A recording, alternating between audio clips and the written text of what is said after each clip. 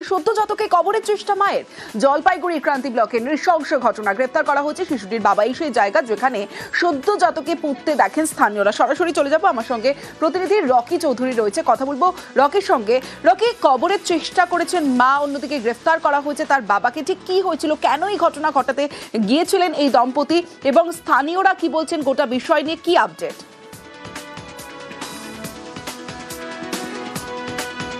তমসি, তোমাকে বলে রাখতে চাইব, জলপাইগুড়ি জেলার ক্রান্তি ব্লকের অন্তর্গত রাজাডাঙ্গা গ্রাম পঞ্চায়েত এলাকায় এই নৃশংস ঘটনা ঘটেছে।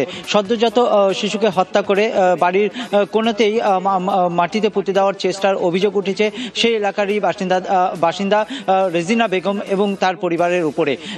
স্থানীয় সূত্রে যেটা জানা গিয়েছে, গতকাল সদ্যজাতকে জন্ম দেন রেজিনা বেগম এবং সকালবেলা এলাকার বাসিন্দারা দেখতে পান যে বাড়ির সামনে গর্ত করে সেই সদ্যজাতকে পুঁতে ফেলার চেষ্টা করা হচ্ছে।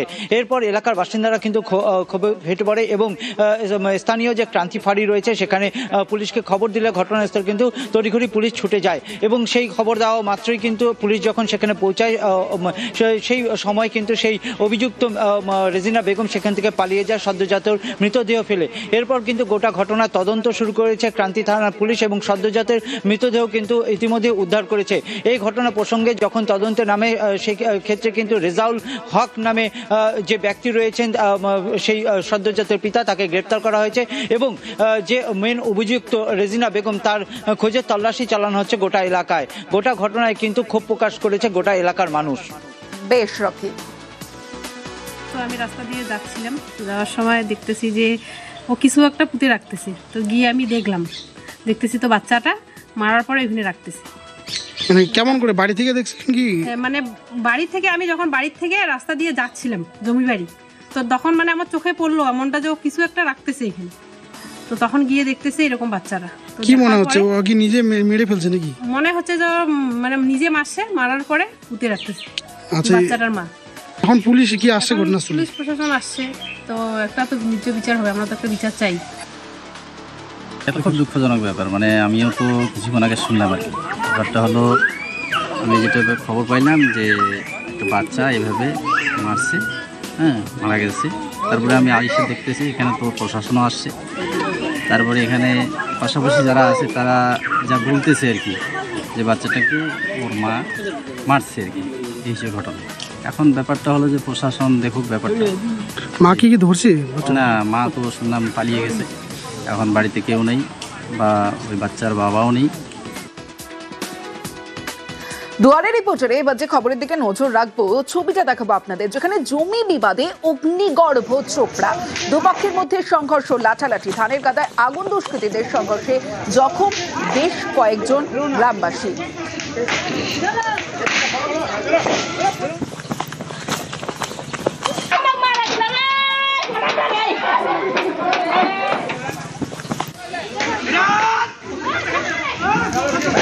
আগুন ধরে দিয়েছে।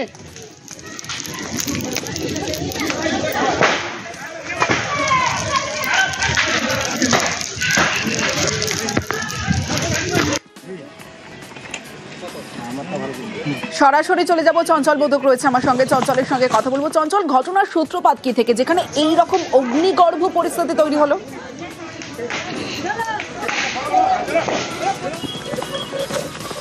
দেখো, ঘটনার সূত্রপাত যদি ধরা যায় তাহলে আজকে যে ধানবার আলী যে জমির মালিকানা বলে দাবি করেন এবং সে 22 শতক জমি নিয়ে কিন্তু সেটা বিবাদ ছিল হাফিজুল ইসলামের সাথে। ধানবার আলীর যে আজকে কিন্তু সে বাড়িতে শৌচালয়ের কাজ করতে গেলে হাফিজুল ইসলামের পরিবারের লোকজন যখন বাধা দিতে যায় তখন দুই পক্ষের মধ্যে সংঘর্ষ বাধে। আর এই সংঘর্ষ কিন্তু এমন পর্যায়ে দাঁড়ায় যায় এবং পর্যায়ে যায় যে রণক্ষেত্রে অর্থাৎ অগ্নিগর্ভে পরিণত হয়। অভিযোগ যে ধানবার আলীর যে বাড়ি ঘর ভাঙচুর করা হয়, এমনকি ধানের যে গাদা রয়েছে সেটিতে আগুন করে দেওয়া হয়, এমনকি একটি ঘরও আগুন লাগিয়ে দেওয়া হয়, এমনটা কিন্তু অভিযোগ তোলেন। এবং পাশাপাশি এই যে ঘটনা, এই ঘটনার সূত্রপাতই হচ্ছে 2018 সাল থেকে। অর্থাৎ 2018 সালে ধানবার আলী কিন্তু সেই জমি কিনেছিল এমনটা দাবি করেন। তো পাশাপাশি কিন্তু হাফিজুল ইসলাম কিন্তু নিজের জমি বলে দাবি করেন। এই নিয়ে কিন্তু একাধিকবার সালিসি সভা হয় এবং সালিসি সভা হওয়ার পরেও কিন্তু মিটমাট না হলে সেই মামলা কিন্তু কোর্টে যায় এবং কোর্ট থেকে কিন্তু 144 ধারা লাগু করা হচ্ছে, এমনটা কিন্তু হাফিজুল ইসলামের তরফ থেকে কিন্তু দাবি করা হচ্ছে। যেহেতু 144 ধারা লাগু থাকাতে আজকে ধানবর আলী যখন শৌচালয়ের কাজ করতে গেলে এই বাধা সৃষ্টি হয়, বাধাতে কিন্তু দুই পক্ষের মধ্যে সংঘর্ষ হয়। এই ঘটনায় বেশ কয়েকজন জখম হয় এবং এই ঘটনা নিয়ে কিন্তু অগ্নিগর্ভের পরিস্থিতি যখন খতিয়ে দেখতে চোপড়া থানা পুলিশ পরিস্থিতি নিয়ন্ত্রণে আনে, তবে এখনো পর্যন্ত এলাকা থমথমে রয়েছে এবং এই ঘটনায় 4 জনকে কিন্তু জিজ্ঞাসাবাদের জন্য আটক করেছে চোপড়া থানা পুলিশ। গোটা ঘটনা তদন্ত শুরু করেছে। বেশ, মানে জবরদস্তি গায়ের জোর দেখিয়ে, পার্টির জোর দেখিয়ে ওরা জমি কবজা করতে আসছে। আমরা ওই ব্যাপারে পুলিশ প্রশাসনের কাছে গেছি এই কথাটা জানাতে, তার আগেই বাড়িতে মানে মারপিট শুরু করে ফেলছে। ওরা অভিযোগ করছে আপনারা আগুন লাগিয়ে দিয়েছেন। না না না, এটা একদম মিথ্যা কথা। আমাদের বাড়িতে আগুন লাগানো হয়েছে, ওদের কোনো ঘরে আগুন লাগানো হয়নি। আধার কার্ডে নাম হাচনা বিবি আর ভোটার কার্ডে নাম হাচনা রিবি, পদবিতে ভুল আর তাবজিরে আত্মহত্যা তুফানগঞ্জের বালাভূতের বাসিন্দা। সরাসরি চলে যাব, আমার সঙ্গে আমার প্রতিনিধি রয়েছে শুভঙ্করের সঙ্গে কথা বলবো। শুভঙ্কর, এই যে সামান্য মিস্টেক, সেই মিস্টেকটা তো তিনি প্রশাসনকেও জানাতে পারতেন, কিন্তু কেন আত্মহত্যা করলেন? কোথাও গিয়ে কি আতঙ্ক কাজ করছিল?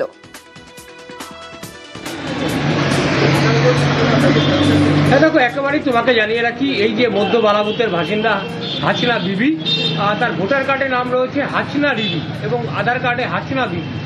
এই যে পদবিতে একটা ভুল, সেই ভুলের জন্যই কিন্তু বেশ কিছুদিন ধরে আতঙ্কে রয়েছেন এবং তিনি গোটা বিষয়টি নিয়ে পরিবারের সদস্যদের সঙ্গে কথা বলেছেন। তার দুই ছেলে রয়েছে, তারা কথা বলেছেন, তারা আশ্বাস দিয়েছে, কিন্তু তার মধ্যে একটা আতঙ্ক কাজ করছিল যে যেহেতু একটা SIR চলছে, সেখানে তার নাম থাকবে কিনা, ভোটার তালিকায় তার নাম থাকবে কিনা, তাকে রাখা হবে কিনা, নাকি তাকে অন্য কোথাও পাঠিয়ে দেওয়া হবে, এই যে একটা আতঙ্ক, সেই আতঙ্কই কাজ করছিল বলে তার পরিবারের দাবি। এবং গতকাল রাতে তিনি তার বাড়িতে শোয়ার ঘরে আত্মঘাতী হন। এরপরই আজ সকালে বাসিন্দারা, তার পরিবারের সদস্যরা মৃতদেহ ঝুলতে দেখেন এবং তাকে কোচবিহার মেডিকেল কলেজ ও হাসপাতালে নিয়ে আসা, সেখানে তার ময়নাতদন্ত হয়েছে। এবং গোটা বিষয়টি নিয়ে তৃণমূল নেতৃত্ব কিন্তু কেন্দ্রীয় যে নির্বাচন কমিশন, তার বিরুদ্ধেই অভিযোগ করেছেন যে এই যে একটা SIR, সেই আতঙ্কেই কিন্তু এই মহিলা আত্মঘাতী হয়েছে।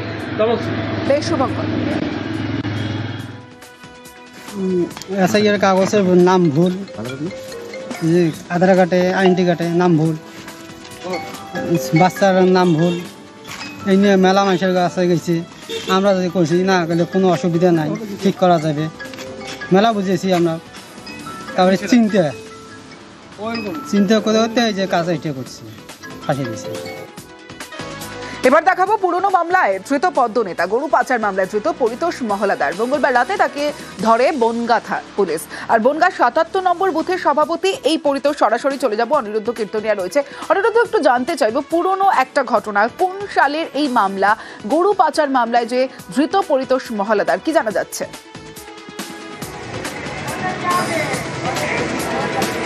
দেখো তমশ্রী, উত্তর 24 পরগনার বনগাঁ থানার পুলিশ গতকাল রাতে এই পরিতোষ মহলদার, যিনি 77 নম্বর বুথ অর্থাৎ বনগাঁ দক্ষিণ বিধানসভা কেন্দ্রের 77 নম্বর বুথের বুথ সভাপতি বলে নিজে দাবি করছেন, তাকে 2017 সালের একটি গরু পাচার মামলায় গ্রেপ্তার করা হয়েছে। এবং এই গ্রেপ্তার নিয়ে রীতিমতন বলা যেতে পারে রাজনৈতিক তরজা শুরু হয়েছে। তৃণমূল কংগ্রেসের পক্ষ থেকে দাবি করা হচ্ছে যে তারা আগে যে দাবি করে আসছিল, অর্থাৎ সীমান্ত এলাকায় যে সমস্ত বিজেপি নেতারা আছেন তারা বিভিন্ন পাচার কাজের সঙ্গে যুক্ত, অনৈতিক কাজের সঙ্গে যুক্ত, তেমনই দাবি করেছেন বনগাঁ জেলা তৃণমূল কংগ্রেসের সভাপতি বিশ্বজিৎ দাস। অন্যদিকে বিজেপির পক্ষ থেকে কিন্তু দাবি করা হচ্ছে যে এই পরিতোষ মহলদার, তিনি যখন তৃণমূল কংগ্রেস করতেন সেই সময়কার এই গরু পাচার মামলা এবং পরবর্তীতে তিনি বিজেপিতে যোগদান করেছেন এবং তিনি একজন বিজেপি কর্মী। তিনি এই 77 নম্বর বুথের বুথ সভাপতি নয়, তেমনই কিন্তু বিজেপির তরফ থেকে বনগাঁ দক্ষিণের বিজেপি বিধায়ক স্বপন মজুমদারও দাবি করেছেন। অন্যদিকে বনগাঁ জেলা বিজেপি সভাপতিও একই দাবি করেছেন। কিন্তু এই পরিতোষ মহলদারকে পরবর্তীতে বনগাঁ থানার পুলিশের পক্ষ থেকে আবার আদালতে পাঠানো হয়েছে। তমশ্রী, বেশ, এই গ্রেপ্তারের সঙ্গে সঙ্গে প্রমাণ হলো যে আমরা বারবার বলতাম গরু পাচারের সঙ্গে যুক্ত বিজেপির লোকেরা একটা উচ্ছৃঙ্খল দল, অসামাজিক কাজকর্মের সঙ্গে যুক্ত, তারাই বিজেপি করছে। বিজেপিরা গোমাতাকে নিয়ে অনেক কথা বলেছেন, আবার প্রমাণ করে দিলেন যে এরা মুখে যা বলে কাজে অন্য করে। যেভাবে গুন্ডা বাহিনীরা তৃণমূলের প্রকাশ্যে গুলি বোমা বর্ষণ করেছে, তাদের কাউকে গ্রেপ্তার করেনি পুলিশ। এই মেরুদণ্ডহীন পুলিশ এই পরিতোষ মহলদারকে গ্রেপ্তার করে কি বোঝাতে চেয়েছে?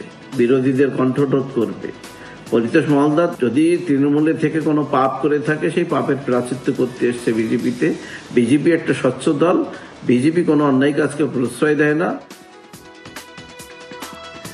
যানজটে মাথা গরম অগ্নিমিত্রার, ট্রাফিক পুলিশকে ধমক দিলেন অগ্নিমিত্রা পল। আসানসোলে যানজটে আটকান অগ্নিমিত্রা, দেখুন তারপরে। সবাই জানে, সবাই জানে আপনারা টোটোওয়ালাদের কাছ থেকে টাকা নিচ্ছেন আর এইখানে মোড়ের মাথায় দাঁড় করিয়ে আপনি অসুবিধা করছেন।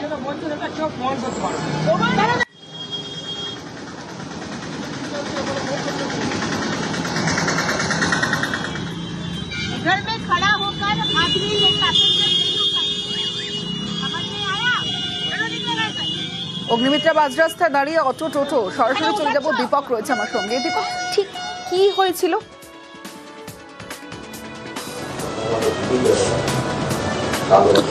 দেখো, আজ আসানসোল দক্ষিণের বিজেপি বিধায়ক অগ্নিমিত্রা পাল নিজের দলীয় কর্মসূচি করতে ডাংমহিশিলা এলাকায় যাচ্ছিলেন।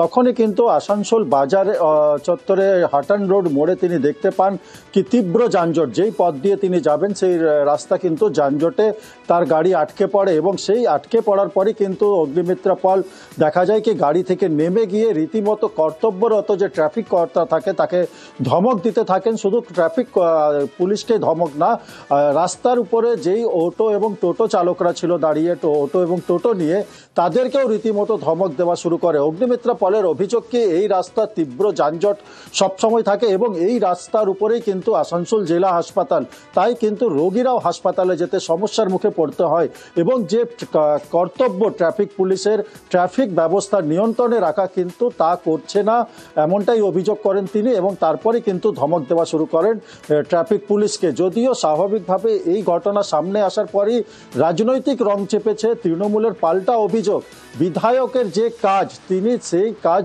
না করে পরে কিভাবে টিভিতে প্রচারে আসা যায় তিনি তার ব্যবস্থা করেছেন। অটো চালক বা টোটো চালকদের তিনি ভবিষ্যতের কথা চিন্তা না করে তাদেরকে ধমক দেওয়া শুরু করেছেন এবং কর্তব্যরত পুলিশ কর্মী যিনি নিজের ডিউটি করছিলেন তাকেও কিন্তু ধমক দেন।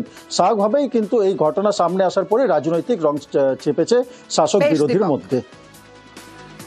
হাটান রোডের মোড়ে অটোওয়ালারা প্যাসেঞ্জার তুলে অসুবিধা করবে না, সেখানে জ্যাম হচ্ছে, সেখানে অ্যাম্বুলেন্স দাঁড়িয়ে থাকছে আর আপনার পুলিশ দাঁড়িয়ে দাঁড়িয়ে দেখছে। কি ল এন্ড অর্ডার মেনটেন করছেন আপনারা? এগুলো আমরা করতে দেব না।